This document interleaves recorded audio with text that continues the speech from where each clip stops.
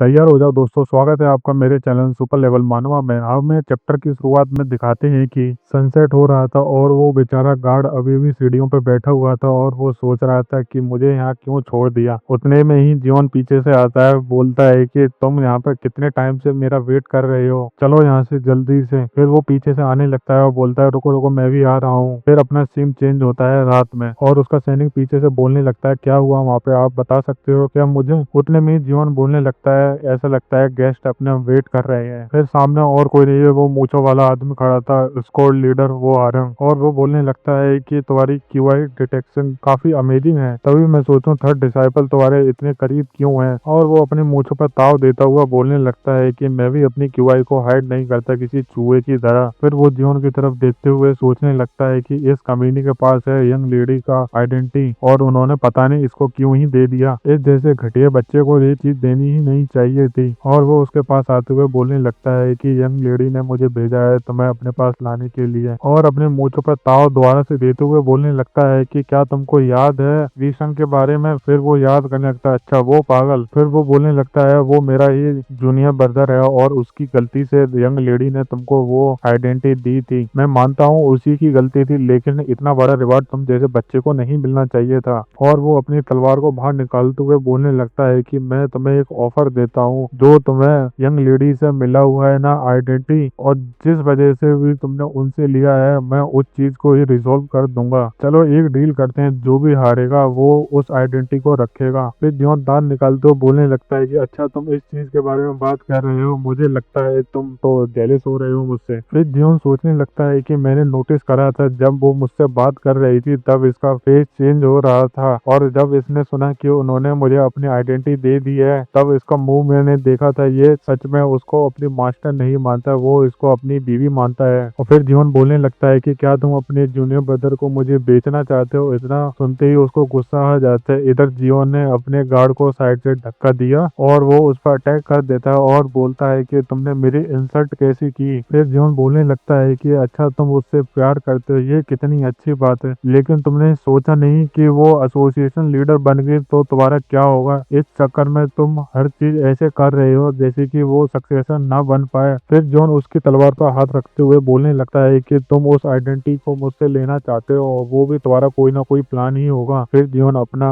Poison उस पर फैलाने लगता है। फिर जीवन बोलने लगता है क्या तुम सच में इंड्योर कर सकते हो पॉइजन को। फिर जीवन अपनी चारों तरफ पॉइजन फैला रहा था और साथ में उसको कोई देख भी रहा था, और उसको और कोई नहीं सेकंड डिसाइपल की सीओ देख रही थी। और वो सोच रही थी ऐसा नहीं हो सकता। वो सोचने लगती है कि मेरे मास्टर ने मुझे ऑर्डर दिया था कि मोंग जुनबुन को मेरे अंडर लेके आओ, और मैं उनका ऑर्डर फॉलो कर रही थी। मैं यहाँ क्या देखती हूँ, ये फाइट कर रहा है होरंग से। ये और कोई नहीं, 5 टाइगर में से एक है हेवेंस अर्थ एसोसिएशन में, और ये सबसे ताकतवर है इसी की एज में, और ये ब्लेड किंग का ऑफिशियल सक्सेसर भी बन चुका है। इधर बेचारे हरंग को दिखाते हैं, वो तो बेचारा अपने घुटनों पे आ गया था और वो अपने गले को भी पकड़ लेता है और वो सोचता है क्या इस लड़के ने मुझे इतनी जल्दी हरा भी दिया। और ये सारा नजारा वो देख रही थी और सोचने लगती है कि मोंग जुनबुन तो इतना ताकतवर है, हम लोगों ने उसको मिस जज कर लिया, मुझे जल्द से जल्द जाकर मास्टर को ये रिपोर्ट देनी ही पड़ेगी। उतने में उसके पीछे से आवाज आती है, तुमने कुछ गलत देख लिया, तुमको ये नहीं देखना चाहिए था। और जैसे ही वो पीछे पलट के देखती है और वो पीछे कोई नहीं होता, और उसके दूसरे ही पल उसके बगल में आकर बोलने लगता है तुम इंटरेस्टिंग हो। जैसे ही उसके बगल से आवाज आती है उसका पसीने चारों तरफ से बाहर आने लगते हैं और वो सोचती है कि मैं इसकी प्रेजेंस को फील नहीं कर पा रही, चाहे ये मेरे बगल में ही क्यों ना खड़ा है, मैं इसकी प्रेजेंस फील क्यों नहीं कर पा रही, मैं इतना घबरा क्यों रही हूँ इससे। और ये वॉइस तो मुझे कुछ जानी पहचानी लगती है। फिर वो बेचारी घबरा के नीचे गिर जाती है और वो बोलने लगता है तुम्हें रेस्ट करने की जरूरत है। इधर अपने जीवन ने उसको भी जमीन पर बैठा रखा था। फिर जीवन उसके पास आते हुए उसकी जेब में हाथ डालता है और उस आइडेंटिटी को बाहर निकाल लेता है और बोलने लगता है कि तुम भले ही जेलस से, उससे मुझे कोई मतलब नहीं, लेकिन तुमने बेड को लगाया था। जियोन उसको तोड़ते हुए बोलने लगता है तुमने मुझे निराश करा, चलो निकल लो यहाँ से। वो बेचारा वो टूटे हुए आइडेंटिटी को देख के बेचारा घबराने लगता है और सोचता है कि इसको मैंने बड़ी मेहनत से पाया था। इधर जियोन मस्त अपने हाथ को झाड़ता है, बोलता है गुड बॉय निकलो यहाँ से। उतने में उसके सेंस उसको बताते हैं कि अभी एक लड़की हमको देख रही थी, वो किधर गई, उसकी प्रेजेंस ऐसे खत्म हो गई जैसे कि वो कभी यहाँ थी ही नहीं। उतने में ही उसका गार्ड भी नीचे गिर जाता है। जैसे ही जियोन पीछे पलट के देखता है उतने उतने में ही हारंग भी जमीन में पड़ जाता है और वो सोचने लगता है ये भी गया और मुझे कुछ फील क्यों नहीं हो रहा, और ये कितना ताकतवर है, इसने कितनी आसानी से मेरे गार्ड को और इस हारंग को एक ही झटके में सुला दिया। जैसे ही वो जियोन के पीछे आता है, जियोन बोल देता है तुम कौन हो। इतना सुनते ही वो मुस्कुराने लगते हैं। जियोन भी पीछे पलट के देखता है, फिर से वो वहां से गायब हो जाता है और जियोन के पीछे आते हुए बोलने लगता है तुम किधर देख रहे हो, मैं तो इधर हूँ। फिर जियोन बोलने लगता है क्या तुम मेरे साथ ऐसे खेलोगे। उतने में अपनी ब्लू स्पीड भी बाहर आ जाती है, वो भी देखने लगती है आखिरकार आया कौन है। वो भी उसको देखने लगती है और वो याद करती है कि ये डार्क सेल लीडर ने क्या बोला था। डार्क सेल लीडर ने बोला था कि उसकी एक आंख डार्क है, इसको अलग वर्ड में बोले तो उसकी एक आंख व्हाइट ग्रे कलर की है। ये सारी चीजें अपने ब्लू स्पीड जोन को बता देती हैं। फिर जोन बोलने लगता है डार्क सेल लीडर डिसाइपल और toad poison king disciple monk Jonbon आपको ग्रीटिंग करता है। फिर जोन याद करने लगता है कि सियोंग और जेंग के बारे में इन दोनों का भी एक बड़ा डिसाइपल है जो कि एसोसिएशन लीडर ने बनाया है, और वो उसको बोलने लगता है मैं आपको अपनी ग्रीटिंग देता हूँ फर्स्ट डिसाइपल। फिर वो जियोन के पास आते हुए बोलने लगता है ओह तुम्हें कैसे पता मैं कौन हूँ, तुमने तो मुझे एक बार भी पीछे पलट के नहीं देखा कि मैं फर्स्ट डिसाइपल हूँ कि और कोई। फिर जियोन को बेली मास्टर की बात याद आने लगती है, जब बेली मास्टर ने बताया था कि एक ट्रेनी था जिसने 4 बार फर्स्ट आया था वो ट्रायल में, जो भी 4 बार फर्स्ट आ जाए वो डायरेक्ट एसोसिएशन लीडर से रिक्वेस्ट कर सकता है टीचिंग के लिए, और वो केवल एक ही हुआ है जिसके पास 4 मेडल हैं। और वो साथ में डार्क सेल लीडर की बात भी याद करता है, उन्होंने भी बताया था कि वो सबसे ज्यादा करीब है एसोसिएशन लीडर के, और वो और कोई नहीं फर्स्ट यंग मास्टर है और उसका नाम ना योल रेंग है। और डार्क सेल लीडर बताने लगता है कि इस वजह से वो सक्सेसर की लड़ाई में शामिल हो चुका है। देखा जाए तो उसके पास टैलेंट और स्किल्स दोनों हैं, अगर कंपेयर करा जाए उन दोनों से वो हर चीज में इन दोनों से काफी आगे है। फिर जॉन बोलने लगता है क्या कोई दिक्कत है। फिर अपना डार्क साइड लीडर बोलने लगता है कि वो नॉर्मल इंसानों की तरह व्यवहार नहीं करता, वो तो कुछ अलग है। फिर जॉन प्रेजेंट में आ जाता है और सोचने लगता है मुझे तो इसमें कुछ अलग नहीं दिख रहा, ना ही कुछ महसूस हो रहा, और वो उधर से बोलने लगता है कितने इंटरेस्टिंग हो तुम, क्या तुम मुझे लाइक करते हो। और वो जॉन के पास आते हुए बोलने लगता है कि मैंने सुना था किसी से ऑर्थोडॉक्स मुस्लिम का कोई बंदा यहाँ आके कन्वर्ट हो गया है, अगर मैं तुमको देखूं तो तुम में से भी सेम मर्डरस डिजायर बाहर आ रही है जो कि मेरे अंदर से बाहर आती है। तुमको देखो तो ऐसा लगता है कि तुम ऑर्थोडॉक्स में काफी ज्यादा बोर होते होगे क्योंकि तुम्हारे शरीर में से इतनी सारी मर्डरस ऑरा बाहर आ रही है। फिर जीवन बोलने लगता है कि मुझे पता नहीं आप क्या बोल रहे हो। फिर वो जीवन को बोलने लगता है क्या तुम अभी भी मेरे सामने डम प्ले करोगे। चलो इस बात को तो छोड़ो, मुझे ये बताओ तुम्हें पता कैसे चला कि मैं कौन हूँ। फिर जीवन बोलने लगता है मैंने गैस करा। फिर वो बोलने लगता है कि क्या तुमने बस गैस करा बिना कोई एविडेंस के। फिर जीवन बोलने लगता है मेरे पास एविडेंस है, तुमने कितनी आसानी से उस लेडी को नॉकआउट कर दिया, साथ में इन दोनों को भी। इतना सुनते ही वो थोड़ा शॉक हो जाता है और सोचने लगता है इसको पता कैसे चला। फिर जीवन बोलने लगता है कि इनको नॉकआउट करना इतना आसान भी नहीं है, केवल कुछ ही लोग हैं जो कि इन्हें आसानी से नॉकआउट कर सकते हैं, और वो भी ऑप्शन काफी कम है। और ऊपर से मैं तो पोजीशन किंग के ग्रैंडसन की पार्टी से आ रहा हूँ, वहाँ पे तो काफी कम लोग आते हैं। और देखा जाए तो सेकंड और थर्ड डिसाइपल वो दोनों अपने ही कैंडिडेट को क्यों ही नॉकआउट करेंगे, और बच्चे आप इस चक्कर में मैंने आपका नाम दिया। फिर वो बोलने लगता है इस चक्कर में तुमने मेरा नाम दिया। फिर जॉन बोलने लगता है हाँ। फिर वो मुस्कुराने लगता है और बोलता है कि, और वो बोलने लगता है तुम कितने स्मार्ट हो, तुमने कितनी जल्दी फिगर आउट कर लिया उस लड़की की क्यूआई से ही, कितना अमेजिंग है। मैंने सोचा था कि मैं तुमको छोड़ दूंगा,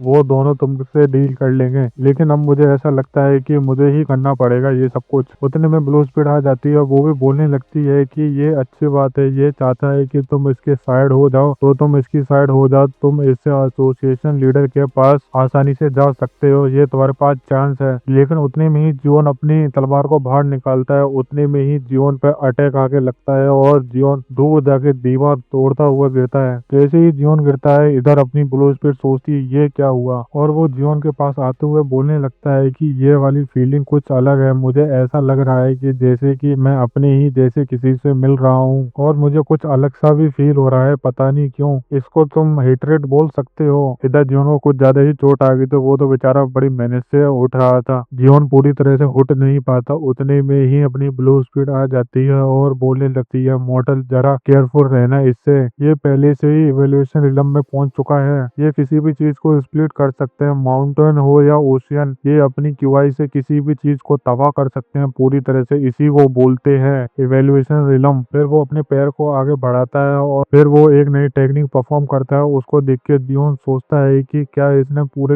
एरिया को कवर कर लिया अपनी ट्रू क्यूआई से। जियोन इतना सोच ही रहा था, उतने में वो उस पर अटैक करते हुए बोलने लगता है कि अब हमको कोई इंटरप्ट नहीं करेगा। जियोन उससे बड़ी मुश्किल से ही बचता है और उसका इम्पैक्ट इतना होता है कि पीछे खड़ा हुआ पूरा मैनर ही टूट जाता है। जियोन बस उससे बच ही पाता है। उतने में ही जियोन के वो उल्टे हाथ की देता है। जियोन काफी दूर जाके गिर रहा था, उतने में ही वो बैलेंस बना के जमीन पे लैंड करता है और वो सामने देखता है कि वो बंदा आ रहा है फिर से अटैक करने के लिए। और वो आते हुए बोलने लगता है कि मैंने तो तुम्हारे शरीर पे अटैक करा था जिससे तुम्हारा सिर फट जाए, लेकिन तुमने उसको डिफ्लेक्ट कर दिया। तुम कितने टैलेंटेड हो। फिर जियोन ने अपनी तलवार से उसकी क्यूआई वाली ब्लेड को रोक दिया। फिर उन दोनों में फाइट स्टार्ट हो जाती है। वो भी पागलों की तरह उस पर अटैक करे जा रहे थे। जियोन बस उससे बच ही पा रहा था और वो जियोन को बोलने लगता है तुम पहले ऐसे इंसान हो जो कि मेरे सामने इतना टिक रहे हो। वो 5 टाइगर किंग वो तो इतना टिक भी नहीं पाए थे मेरे सामने, तुम कितने अमेजिंग हो। फिर जियोन बोलने लगता है कि मुझे समझ में नहीं आ रहा आप मुझे मारना क्यों चाहते हो, और वो दोनों नहीं। फिर वो अटैक करते हुए बोलने लगता है कि उनको पता नहीं तुम्हारी स्ट्रेंथ के बारे में, तुम्हारी स्ट्रेंथ लगभग मेरे ही बराबर है। फिर वो जियोन की आंखों में उंगली मारते हुए बोलने लगता है कि तुम्हारे मुंह से ज्यादा तुम्हारी आंखें ज्यादा अच्छी हैं। जैसे ही वो हिट होने वाली थी उतने में ही जियोन बोल देता है रिचुअल ऑफ एक्सक्लूजन, जिससे वो डाइवर्ट हो जाता है और जियोन को एक मौका मिलता है। वो भी अपनी स्वॉर्ड को उठाता है और उसको मारने के लिए वो बोलता है ओहो तुम मुझे मारोगे। फिर वो अपनी क्यूआई को बाहर निकालता है। उसके इम्पैक्ट से ही जियोन पीछे जाके गिरने लगता है और सोचता है क्या इसकी क्यूआई में इतनी पावर है, इसने मुझे ही रिफ्लेक्ट कर दिया। फिर वो जियोन के ऊपर आते हुए अपनी क्यूआई स्वॉर्ड से हमला करता है। उसने भी अपने दोनों हाथों को ऊपर कर लिया उसको हेड ऑन करने के लिए और वो ऊपर से बोलने लगता है कि तुम इसको चेंज नहीं कर सकते, तुम आज मेरे हाथों से मर के रहोगे। और वो डायरेक्ट जियोन पे अटैक कर देता है और उसका अटैक इतना पावर था कि जियोन की टेक्निक को परफॉर्म करने के बाद भी उसका आधा हाथ कट जाता है। जियोन का आधा हाथ काटने के बाद बोलता है कि तुम मेरे जैसे ही हो, तुम भी नहीं डरते मौत से। और वो पागलों की तरह दांत निकालते हुए बोलने लगता है कि मैं तुम्हारे शरीर के टुकड़े करूंगा, जब मैं देखता हूँ तुम्हारा फेस ऐसा ही रहेगा कि चेंज होगा। इधर जियोन ने भी अपनी टेक्निक को परफॉर्म करते हुए बोलने लगता है कि पाम टेक्निक ऑफ डिवन डिस्ट्रक्शन। जैसे ही जियोन उस पर अटैक करता है वो थोड़ा शौक में होता है उससे ज्यादा अपना जियोन, क्योंकि उधर से उसने भी अटैक कर दिया था। उसकी मदद से उसने जियोन की तलवार को दूर फेंका और साथ में जियोन के पेट में एक होल भी कर दिया। फिर जियोन उसका सहारा लेके खड़ा हुआ था और वो बोलने लगता है कि तुमने अपने अंदर कितने सारे सीक्रेट छुपा के रखे हैं। इधर बेचारा अपना जियोन सोच रहा था कि इस कमीने ने पॉइजन सूत्रा ऑफ डिस्ट्रक्शन को भी इंड्योर कर लिया। अब मुझे लगता है कि मुझे समझ में आया कि ब्लू स्पिन ने मुझे क्या बोला था। इस रिलम में जाके तुम किसी से भी फाइट नहीं कर सकते जब तक तुम उस रिलम में पहुंच न जाओ। अगर मैंने इससे आगे फाइट करी भी तो मेरी ही इंटरनल क्यूआई डैमेज होती जाएगी, मैं इससे जीत नहीं सकता, ये मुझसे कुछ ज्यादा ही ताकतवर है। और बेचारे जियोन जमीन में बैठ जाता है और सोचता है कि मुझे कुछ ट्रिक का इस्तेमाल करना पड़ेगा यहाँ से जाने के लिए। फिर जियोन उसको बोलने लगता है तुम कितने घटिया हो, तुम अचानक आए मुझ पर अटैक करने के लिए। फिर वो भी बोलने लगता है कि मैंने भी तुम्हारी पीठ पर बाढ़ नहीं करा और इसको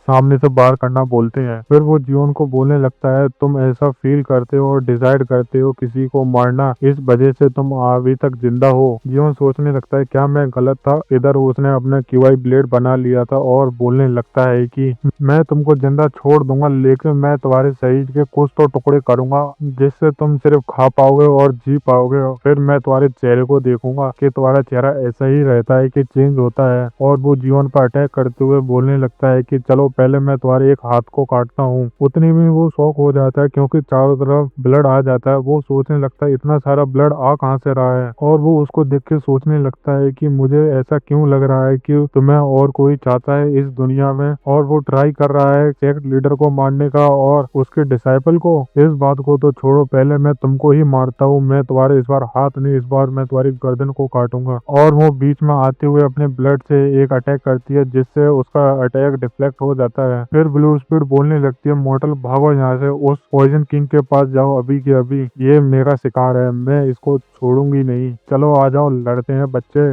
इस वीडियो को यहीं एंड करते हैं। अगर वीडियो अच्छी लगे तो लाइक करो, कमेंट करो एंड सब्सक्राइब भी करो।